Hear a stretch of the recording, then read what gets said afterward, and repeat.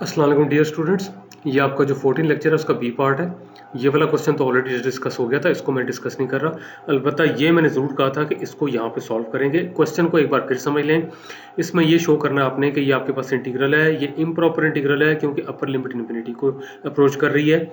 और यहाँ पे z वही है जो कि x प्लस आयोटा वाई है, लेकिन कांस्टेंट के तौर पे आ रहा है क्योंकि t वेरिएबल है जिसके लिहाज से आप इंटीग्रेशन कर रहे हैं। प्रूव करना है कि ये इंटीग्रल 1/z है, प्रोवाइडेड के जो रियल ऑफ z है पॉजिटिव है, यानी कि x पॉजिटिव है। ये मैंने अब एक्सप्लेन कर दिया। सोल्यूशन इसका अगली स्लाइड पे देखते हैं। यहां से अब देखें, इधर से स्टार्ट किया जा रहा है और मैंने कहा था क्योंकि ये इम्प्रॉपर इंटीग्रल है, इसको इंटीग्रेट नहीं करते होते, इसको करते होते हैं। ये इन्फिनिटी जगह एल लिखा हुआ है और फिर हम ये लिमिट लगाते हैं कि एल अप्रोचेस इन्फिनिटी। अब इसको किस तरह से इंटीग्रेट करना है देखें, ये एक ही स्टेप में यहाँ पे कर दिया गया है, लेकिन रिकॉल करें, रियल से रिकॉल कर लें जो मैंने पहले भी जिक्र किया था कि integral of e raised power u d you जो होता है वो ई यू के बराबर होता है, यानी कि ई की पावर में जो चीज़ है उसका डेरिवेटिव साथ हो। अब ई की पावर में तो माइनस जेड इंटू टी है, तो इसका डेरिवेटिव जो है माइनस जेड बनता है। जो पावर में चीज़ है इसका डेरिवेटिव माइनस जेड बनता है, तो माइनस जेड पे मल्टीप्लाई करते हैं, माइनस जेड पे डिवाइड करते हैं। ये असल में रटवाया जाता है कि जी integral of e raised power a x d x होता है e raised power a x over a. मैं उसके अगेंस्ट हूँ। बताना ये चाहिए कि जो पावर में चीज़ है उसके साथ उसका डेरिवेटिव होना चाहिए। माइनस जेड नहीं है, माइनस जेड से मल्टीप्लाई करें और माइनस जेड पे ही डिवाइड करते हैं। जो जिस पे डिवाइड किया वो तो ये है, तो लेकिन जब माइनस जेड से मल्टीप्लाई करेंगे तो इस चीज़ का इंटीग्रल सीधा सीधा e raised power minus z of t ही आएगा। कैसे आएगा? क्योंकि e raised power u d u का इंटीग्रल होता है ई यू, वही वाली चीज़ कि जो पावर में चीज़ है साथ उसका डेरिवेटिव है। तो जब यहाँ पे माइनस जेड होगा तो जो पावर में चीज़ है साथ उसका डेरिवेटिव है, तो सीधा सीधा इसका क्या बन जाएगा? E raised power minus z t. और क्योंकि माइनस जेड से मल्टीप्लाई डिवाइड किया था तो डिवाइड करने वाला यहाँ पर आ गया। अब लिमिट सब्स्टिट्यूट करनी है, लिमिट टी में सब्स्टिट्यूट करनी है, तो टी की जगह जब आप एल सब्स्टिट्यूट करेंगे ये आ जाएगा, और जब ये जीरो सब्स्टिट्यूट करेंगे तो 1 आ जाएगा। अगर इसमें कंफ्यूजन होती है कि ये कैसे, तो इसको 1 over e raised power Z T भी लिखा जा सकता है। अब टी को जीरो ले लें तब भी 1 बनता है। अब यहाँ पे देखें, इन्होंने z को लिया है x plus iota Y. X वाली टर्म ये लिखी हुई है, आयोटा वाई वाली टर्म ये लिखी हुई है। ठीक हो गया। अब ये गिवन था कि जो रियल ऑफ z है वो पॉजिटिव है, यानी कि x आपके पास पॉजिटिव है। अब एक चीज ध्यान से समझें, आपने अब लिमिट लगानी है कि ये, क्योंकि मैं वैसे तो लिमिट लगाई है लेकिन ये नहीं मैंने लिया एल गोस टू इन्फिनिटी। अब यहाँ पे लिमिट लगानी है एल गोस टू इन्फिनिटी। इसकी तो समझ आ जाएगी। क्या समझ आ जाएगी? ये चीज, ये क्या है? ये है कि जब एल गोस टू इन्फिनिटी है तो ये चीज जीरो को जा रही है। रीजन? क्योंकि एक्स पॉजिटिव है। एल तो वैसे इन्फिनिटी को जा रहा है, एक्स आपके पास पॉजिटिव है। एक्स अगर नेगेटिव होता तो नेगेटिव नेगेटिव प्लस हो जाते। एक्स अगर नेगेटिव होता तो नेगेटिव नेगेटिव प्लस होते, तो इसकी लिमिट इन्फिनिटी आनी थी, यानी कि आनी ही नहीं थी। तो x क्योंकि स्ट्रिक्टली पॉजिटिव है और l आपके पास क्या है, वो तो इन्फिनिटी को जा रहा है, इसको 1 over e raised to power x l भी लिख सकते हैं। 1 over e raised to power x l, x positive है, l goes to infinity, 1 over infinity situation है तो ये भी जीरो को जाएगा। अब ये तो जीरो को चला जाता है, इसका होता है कि जी ये तो नहीं कोई गड़बड़ हो रही। देखें, ये बाउंडेड फंक्शन है और बाउंडेड फंक्शन का मतलब होता है कि हर पॉइंट पे इसकी फाइनाइट वैल्यू है। और ये कैसे बाउंडेड है? ये क्या चीज है? आइलर्स फार्मूला है ना, जिसका कि मैंने आपको बताया था लेक्चर नंबर 3 में। आइलर्स फार्मूला है और उसके लिहाज से ये क्या बन जाता है? ये बन जाता है cos of Y L minus iota sine of Y L. इसकी जब एब्सोल्यूट वैल्यू लेंगे तो वो बन जाएगा आपके पास cos square y l plus sine square y l under root, जो कि 1 होती है। ये तो बाउंडेड है, इसका इशू नहीं है। ये जीरो को जा रहा है, ये बाउंडेड है। और जब जीरो किसी ऐसी चीज से हिट करेगा जिसकी फाइनाइट वैल्यू है, देखिए बाउंडेड फंक्शन है, उसका कोई मसला नहीं है। ये टर्म हो जाएगी जी जीरो। ये देखें, ये वाली चीज जो आपके पास है ये लिखी हुई है। फिर यहाँ पे वो लिमिट ले रहा है, जब उसने लिमिट लिया यहाँ पे, तो अब यही वाली चीज जो आपके पास है इसके बराबर थी, लेकिन अब ये वाला इंटीग्रल इसके बराबर था, यानी कि इसकी लिमिट लेनी है। यहाँ पे लिखा हुआ है फ्रॉम 1 एंड 2, ये 1 ये 2, इसकी लिमिट लेनी है। ये लिमिट ले ली इसने, ये तो चला गया जीरो को, रीजन यहाँ से आ रही है। और दूसरा ये बाउंडेड है, बच क्या गया? ये -1 जब -1 ओवर जेड से हिट करेगा तो 1 ओवर जेड, और यही प्रूव करना था। अब हमने इस कोर्स के आखिर तक करनी है कंटूर इंटीग्रेशन, लेकिन पहले पता तो लगे कंटूर होती क्या है। अभी आपने ये वाला पढ़ा है ना, जिसमें आपने कहा था एफ है तो कॉम्प्लेक्स वैल्यूड, और ये जो इंटरवल ए बी है, लेकिन यहाँ पे लिखा है is a complex valued and A B was an interval on the real axis. ये तो रियल एक्सिस पे था क्योंकि टी रियल था, सारी पता है, फिर रियल एक्सिस पे होगा। अब आपने जरा एक स्टेप आगे जाना है कि टी को रिप्लेस करेंगे जेड से। रिप्लेस कह रहा हूँ, इक्वल नहीं मैं कह रहा।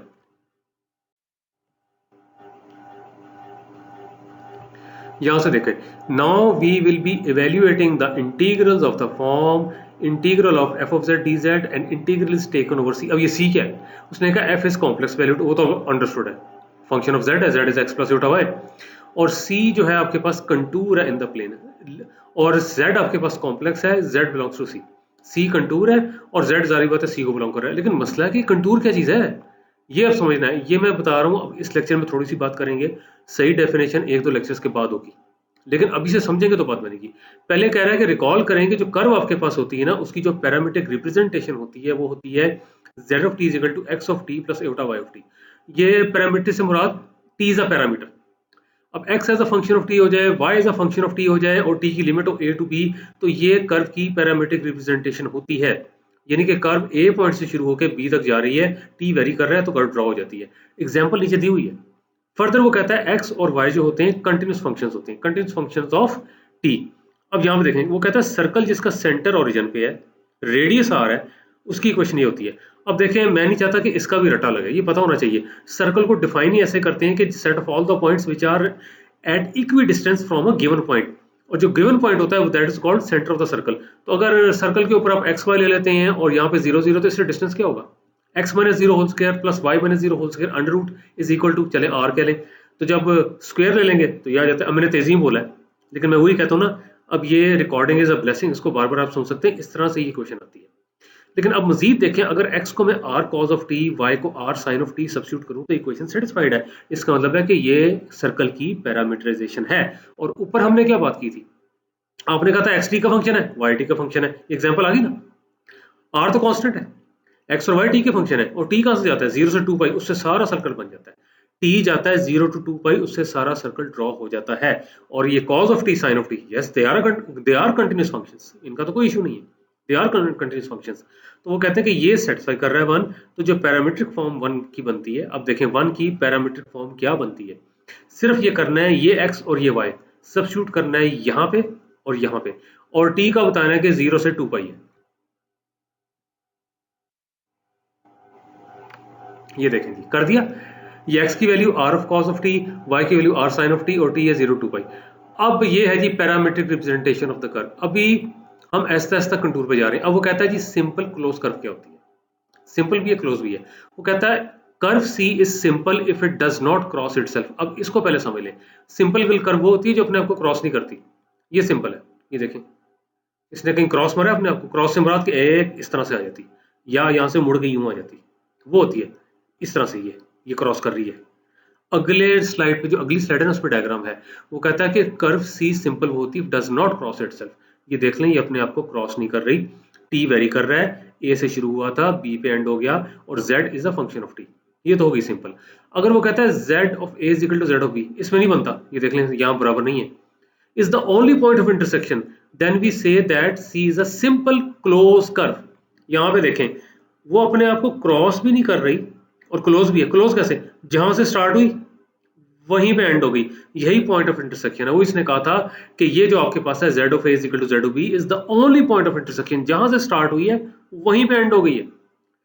और ये आपके पास सिंपल भी है क्लोज भी है। क्लोज का सिंपल रखें, जहां से स्टार्ट हुई वहीं एंड हो गई, इसलिए यहाँ पे देख लें, ये तो यहाँ से स्टार्ट हुई, यहाँ पे एंड हुई है, इस पॉइंट पे तो नहीं एंड हुई, इसलिए वो सिंपल है क्लोज नहीं है। सिंपल इसलिए कि ये अपने आप को क्रॉस नहीं कर रही। एक और की पॉइंट सुन लें, सिंपल वो होती है जिसका एक इंटीरियर होता है, एक ही इंटीरियर होता है। ये देखें, ये 8 लिखे ना, 8 उसके दो होते हैं, वो क्रॉस भी कर रहा है, इंटीरियर भी उसके दो हैं, क्रॉस भी कर रहा है 8 साहब, और उसको इंटीरियर भी दो हैं। तो यहाँ पे देख लें, ये वाली जो आपके पास होती है सिंपल क्लोज कर्व, इसका एक ही इंटीरियर है। तो ये उम्मीद है कि समझ आ गया होगा कि जी सिंपल क्लोज कर्व क्या होती है। अब आगे चलते हैं। ये देखें जी, बेड़ा गर्क हुआ है सारा, ए है, दो जगह क्रॉस मार दिया, ना सिंपल है ना क्लोज है। क्लोज तो इसलिए नहीं है कि देखें यहाँ से स्टार्ट हुई है, यहाँ पे एंड हुई है, यहाँ वापस नहीं आई, और इसके अलावा नॉट सिंपल लिखा हुआ है ना, यहाँ पे क्रॉस कर गई और ये तो फिर क्रॉस कर गई, दो जगह क्रॉस मार दिया उसने। अभी इसको लिखा हुआ है अब क्लोज कर्व, देखें क्लोज है। क्लोज तब होगी अगर आपके पास जहां से स्टार्ट हुई है वहीं एंड होगी। यस, जेड ऑफ ए से शुरू हुई थी और जेड ऑफ ए पे ही स्टार्ट एंड हो गई है, जो कि जेड ऑफ बी के बराबर है, ठीक है। लेकिन कहता सिंपल नहीं है, इसलिए कि उसने अपने आप को क्रॉस कर लिया, और इसके दो इंटीरियर है, एक ये वाला एक ये वाला। तो अब यहाँ पे देख लें, ये जो आपके पास पैरामीट्रिक रिप्रेजेंटेशन आपके पास z of T is equal to x of T plus iota y of T, x और t के अगर कंटिन्यूस डेरिवेटिव हो, ये नहीं कि x और y खाली कंटिन्यूस हो, इनके कंटिन्यूस डेरिवेटिव भी हो इस इंटरवल में, फिर इसको कहते हैं स्मूथ कर्व। अभी मैं बताऊं, मैं ये नहीं कह रहा कि मैं गलत पढ़ा रहा हूं, अभी भी डेफिनेशन इनकम्प्लीट है, आगे जाके मजीद इसको कंप्लीट करेंगे। अभी आपने कहा था ये कर्व होती है जिसमें x और y continuous function of t होते हैं, अब आपने कह दिया कि इनका डेरिवेटिव भी कंटिन्यूस होता है। वो कहता है x और t y और t के कंटिन्यूस डेरिवेटिव होते हैं, और वैसे भी ऐसा फंक्शन जो कि कंटिन्यूस और उसका डेरिवेटिव भी कंटिन्यूस, उसको स्मूथ फंक्शन कहते हैं। ये स्मूथ कर्व है, x और t y और t आपके पास जो हैं कंटिन्यूस हैं, इसके अलावा इनका डेरिवेटिव भी कंटिन्यूस है, तो c को कहते हैं जी स्मूथ कर्व। अब वो कहता है now we can define a contour, अब कंटूर को हम डिफाइन कर सकते हैं। ये तो अभी स्मूथ कर्व आई है, अभी भी कंटूर नहीं आया, स्मूथ कर्व आई है, अब हम कंटूर को डिफाइन कर सकते हैं।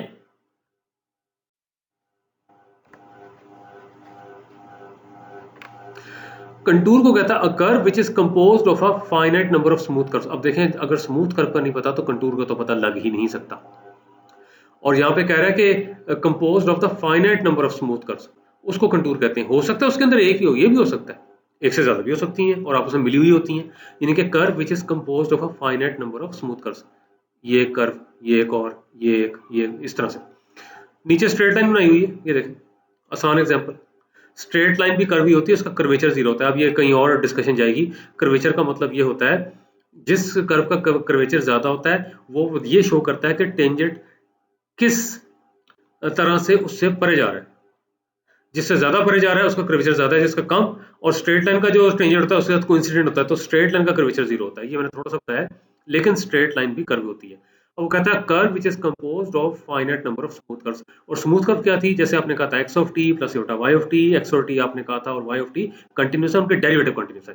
और वो कहता है composed of finite number of smooth curves. यहाँ पे देखें 1 2 3, ठीक है। और वो कहता है c1 c2 cn समझें कि n स्मूथ कर्व्स है। अब वो कहता है terminal point of C K coincides with the initial point of C K plus 1। अब ये चीजें बड़ी तंग करती हैं, क्या बोला हुआ है। आप सिंपल एग्जांपल ले लें, k को ले लें आप 2, k को मैं 2 ले रहा हूं। अब देख लें ये क्या हो जाएगा, c1 एंड c2, ये c1 है ये c2 है। ये क्या होगा अगर k2 होगा, तो यहाँ पे देख लें मैं 1 और 2 दोनों, मतलब कि k2 कह रहा हूं ना, 1 और 2, 1 होगा तो इसका क्या मतलब होगा, ये c2 हो जाएगा यानी कि ये वाला, और 2 हो जाएगा तो C3। ये तो मैंने एक चीज बताई, अब मैं दोबारा बताता हूँ। वो कहता है terminal point of C K coincides with the initial point of C K plus 1। अगर K 1 है तो इसका मतलब C1 का जो है टर्मिनल पॉइंट वो कंसाइड करेगा इनिशियल पॉइंट ऑफ C2 अगर K 1 है। तो कर तो रहा है, ये देखें C1 का टर्मिनल पॉइंट -1 बनता है, कंसाइड किससे कर रहा है, इनिशियल पॉइंट ऑफ C2। बात बन गई। अब अगर K2 के बराबर है तो C2 का जो टर्मिनल पॉइंट होगा वो कंसाइड करेगा इनिशियल पॉइंट ऑफ C3। ये है जी C2, इसका terminal point 1 plus Yotta, C3 का इनिशियल पॉइंट 1 प्लस योटा कंसाइड कर रहे हैं। बात बन गई ना। और वो कहता है 4k इज इक्वल टू 1 2 अल्ट n माइनस 1। सो कंटूर आपके पास ये बनती है C1 plus C2 plus Cn। अब इसमें ना कन्फ्यूजन हो जाए कि जी एक तरफ तो कह रहे हैं जी n स्मूथ कर्व्स हैं तो यहाँ पे n माइनस 1 कर दिया है। यहाँ पे देख लें k जो आपके पास है ना, ये काउंट कर रहा है कि शुरू वाली कर्व्स, शुरू वाली से मुराद जिसके आगे एक और है, तो यहाँ पे 1 और यहाँ पे 2, समझ लग गई। यहाँ पे C1 और C2, और इसी तरह से जब C1 और C2 है और ये इसने n-1 किया हुआ है, मैं यहाँ तक कर रहा हूँ, मतलब कि अगर आपके पास 3 स्मूथ कर्व्स हैं, यहाँ पे देख लें आपके पास 3 स्मूथ कर्व्स हैं, तो n क्या होगा आपके पास, 3 होगा ना, 3 - 1 2 बनता है। अब तो क्लियर हो गया होगा 1 2। तो यहाँ पे देख लें ये चीज आपके पास बनती है कि आपके पास 1 बनता है या 2 बनता है। 1 से मुराद यहाँ पे ये भी आपके पास है, ये पहले वाली कर्व जिसके आगे एक और है, 2 करें फिर ये कर्व जिसके आगे कुछ और है। हाँ, अब यहाँ पे आप करें, यहाँ पे अगर आप k को 1 करते हैं C2, इसका मतलब है कि इसके पीछे कोई होनी चाहिए। और यहाँ पे अगर आप k को कर देते हैं 1 किया था ना, 2 करें तो 3, इसके पीछे कोई होनी चाहिए। अब मैंने 2-3 तरीकों से बता दिया है ताकि इसका भी ना मसला हो, इसका भी ना मसला हो। अब वो कहता है कंसिडर द फॉलोइंग कंटूर, इसके अंदर 3 स्ट्रेट लाइंस हैं और yes this is a contour. Contour इन तीनों का ही कॉम्बिनेशन है। कॉम्बिनेशन से मुराद ये देखें प्लस ही किया हुआ है, लेकिन ये कंपोजिशन है, कंपोजिशन ऑफ 3 स्मूथ कर्व्स, और यहाँ पे आपके पास तीनों की तीनों स्ट्रेट लाइंस हैं। अब अगर देख लें ये ना भूल गया हो, शुरू में आपने किया था, हमने कहा था जी एक्स एक्सिस, अब हमने कहा था जी रियल एक्सिस कहेंगे। ये हमने कहा था वाई एक्सिस, अब हमने कहा था इसको तो हम इमेजिनरी एक्सिस कहेंगे। इसको आयोटा लिखा हुआ है वैसे 0 1 है, इसको माइनस आयोटा, हालांकि 0 -1 है। ये -1 है वैसे -1 0 होता है, ये 1 है वैसे 1 0 होता है, ये 2 है। ये डायग्राम इतनी अच्छी नहीं क्योंकि 2 बड़ा करीब बना हुआ है, ये 2 0 है, इस तरह से 3, ये 3 0 है। अब कोई एक पॉइंट इसमें से, ताकि आपको मसला ना हो कि ये कहां से आ रहा है। रियल में कहते हैं कि ये -1 है, ये 1 है, तो ये हो गया -1 1। तो -1 1 तो ऑर्डर्ड पेयर है ना, तो -1 1 को जब कॉम्प्लेक्स फॉर्म में लिखेंगे तो -1 प्लस आयोटा ही बनता है ना, क्योंकि एक्स वाई को आप लिखते हैं x प्लस आयोटा वाई। हो गया रिकॉल? ये आपके पास 1 है, ये आपके पास 1 है, ये 1 1 हो गया, ये 1 प्लस आयोटा हो गया रिकॉल? ये आपके पास जो है माइनस आयोटा है, ये 3 है, तो अब ये 3 माइनस आयोटा यहाँ पे देख लें, ये बनता है 3 -1, तो 3 -1 भी 3 माइनस आयोटा। और वैसे सिंपल देखें, सिंपल देख लें, ये -1 है, ये आयोटा है, दोनों को ऐड किया हुआ है, ये आयोटा है, ये 1 है, दोनों को ऐड किया हुआ है, ये 3 है, ये माइनस आयोटा है, फिर दोनों को ऐड किया हुआ है। तो आप देख लें, 2-3 तरीकों से मैंने आपको बता दिया। तो ये लेक्चर यहाँ तक ही है, तो अब इसको मजीद कंटिन्यू करेंगे कंटूर इंटीग्रेशन को इन लेक्चर नंबर 15।